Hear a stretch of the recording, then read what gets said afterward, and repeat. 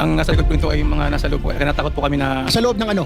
ng DPWH po, Your Honor. So, mga opisyal ng DPWH. Opo, Your Honor. Dito po sa Bulacan, tama po ba? Tama po, Your Honor. At ilan po sa kanila nandito ngayon, tama po ba? Opo, Your Honor. Okay, pwede mo ba sabihin na ito si Engineer Henry Alcantara, na district engineer dati? Tama po ba?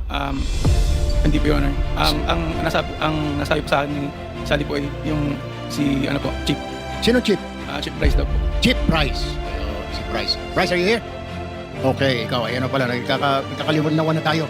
Bryce, totoo ba na ginagamit itong lisensya ni Wawaw para sa mga ghost project? Sa pilitan? Remember, you're under oath.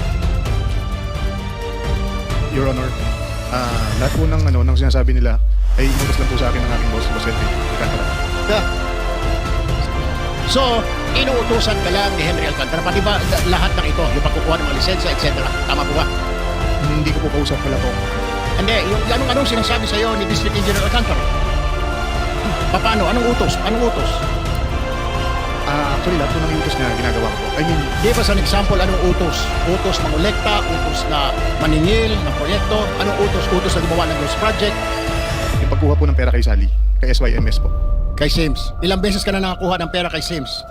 Actually, hindi naman po personal na ako kumuha. Dinala lang po dun sa office ko. Doon din po pinakuha ni Boss Henry. Magkano yung binigay sa iyo at ilang beses nagbigay si Sims?